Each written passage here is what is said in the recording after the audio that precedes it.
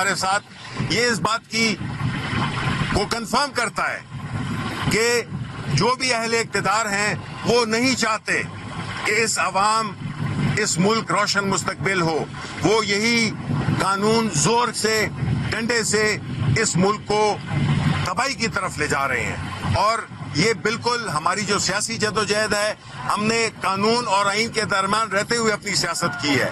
اور آج کا یہ اپرووڈ ملاقات، اس میں یہ کنڈیشن ڈالنا کہ آپ سیاسی گفتگو خان صاحب کے ساتھ نہیں کر سکتے، یہ بالکل ان ایکسیپٹیبل ہے. ہم بھی اس کو اپنے فلور آف دا ہاؤس میں بھی اٹھائیں گے اور ہم کورٹس میں بھی جائیں گے. میں یہاں پہ اپنے تحریک انصاف کے جتنے ایکٹیوسٹ ہیں ان کو دلی مبارکباد پیش کرنا چاہتا ہوں. 13 اگست کی شب، 14 اگست کو آپ نے جشن آزادی، حقیقی جشن آزادی آپ نے منائی، اور انشاءاللہ تعالی آپ کی اس جستجو کی وجہ سے، اور بالخصوص آپ کے پنجاب کے، سندھ کے اور بلوچستان، جہاں پہ فضائیت کا بازار گرم تھا، لوگوں کو صرف پاکستان کا جھنڈا اور پی ٹی آئی کا جھنڈا لہرانے کے اوپر ان کے اوپر ایف آئی آر ہوئی ہیں، جس کو ہم لوگ کنڈیم کرتے ہیں. میں اپنے تمام پی ٹی آئی ایکٹیوسٹ کو میں سلام پیش کرتا ہوں، بالخصوص پنجاب، آپ کے سندھ اور آپ کے بلوچستان کے ایکٹیوسٹ کو. بہت شکریہ. صاحب یہ بتائیے گا، جنرل فیض کی گرفتاری کے بعد نئے انکشافات سامنے آ رہے ہیں. آج 3 مزید غیر ضمیروں کو بھی حراست میں لیا گیا ہے، جیل میں بھی کچھ لوگ پکڑے گئے ہیں. ایک طرف آپ کہہ رہے ہیں کہ جنرل فیض سے ہمارا کوئی تعلق نہیں، یہ فوج کا اندرونی معاملہ ہے. دوسری طرف نئے انکشافات ہو رہے ہیں کہ راشد کا عمران خان سے ریٹائرمنٹ کے بعد بھی تعلق تھا اور رابطے تھے. تو کیا کہیں گے اس پر؟ 9 مئی کا بھی ان پہ الزام ہے کہ وہ بھی براہ راست اس میں کیا ہے آپ کا؟ بڑا اچھا سوال ہے. جنرل فیض حمید صاحب کے حوالے سے جو آپ بات کر رہے ہیں، وہ آرمی ایکٹ اور فیلڈ جنرل کورٹ مارشل، وہ اپنا رستہ خود اختیار کرے گا. اس ڈپارٹمنٹ کا ایک ڈپارٹمنٹ ہے آرمی مسلح افواج بھی، وہ خود بخود اپنا راستہ اختیار کرے گا، اور قانون اپنا ان کے پاس حق ہے جانے کا ہائی کورٹ میں. جہاں تک بھی رائج کر رہے ہیں، آپ یہ دیکھیں کہ جن لوگوں کو فوج کے بارے میں معلوم نہیں، ڈی جی آئی ایس آئی جو ہے وہ اپنا چپڑاسی بھی نہیں رکھ سکتا، وہ محرون منت ہوتا ہے آرمی چیف کے. D G I S I ریڈیٹڈ پاور لیتا ہے آرمی چیف سے. اس وقت آرمی چیف تھے جنرل باجوہ. تو جو چیزیں بھی ہوئی ہیں تو جنرل باجوہ صاحب سے پہلے پوچھیں کہ جی آپ کے کمانڈ کے نیچے بحیثیت آرمی چیف یہ چیزیں کیوں ہوئی.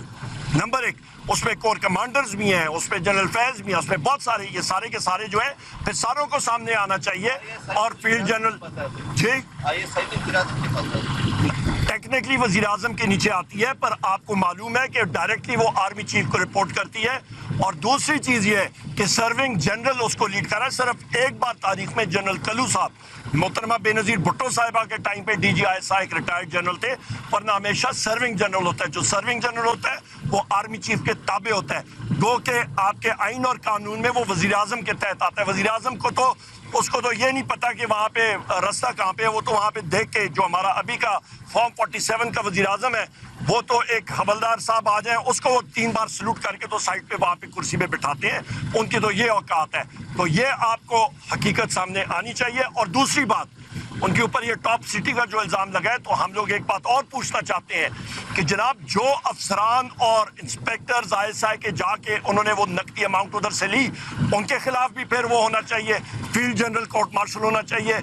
پھر ہمارے تحریک انصاف کے ایکٹیوسٹ خواتین اور ہمارے مرد لوگوں کے گھروں میں، اس پہ آئی ایس آئی تھی، ایم آئی تھی، آئی بی تھی، فیلڈ انٹیلیجنس یونٹ تھی، اسپیشل برانچ تھی، یہ جا کے وہاں پہ ان کے گھروں میں توڑ پھوڑ ہوئی ہے، چوریاں ہوئی ہیں.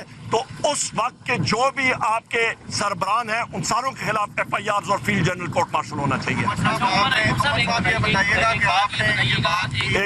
آپ نے یہ بات کی کہ ڈی جی آئی ایس آئی جو ہے آرمی چیف کے انڈر ہے، وہ چپڑاسی بھی نہیں رکھ سکتا. رات کو خواجہ آصف صاحب نے کہا کہ وہ بطور کور کمانڈر پشاور جو تحریک عدم اعتماد آ رہی تھی آپ کی حکومت کے خلاف، اس کو ناکام بنانے کے لیے سرگرداں تھے.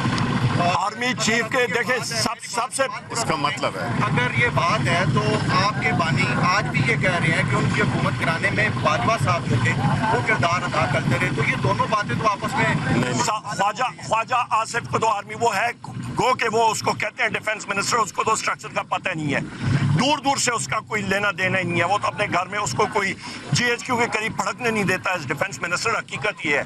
نمبر 1، اس کو تو میرا خیال ہے کسی ڈیٹ آفس میں کوئی نہیں آنے دیتا. دوسری اہم بات یہ ہے کہ وہ ایبٹ آباد میں ایک اینیمل ٹرانسپورٹ ہے نا وہاں پہ آپ کی جہاں پہ خچرے وہ سیاچن کے لیے رکھتے ہیں, وہاں پہ اس کو نہیں گھستے دے کوئی. نمبر 1. نمبر 2, آپ والی بات, جو ڈی جی ایم آئی ہوتا ہے یا ڈی جی آئی ہوتا ہے وہ ڈائریکٹلی تابع ہوتا ہے آرمی چیف کے, تو لہٰذا جنرل باجوہ سے یہ سوال ضرور پوچھے گا. بہت شکریہ. Thank you.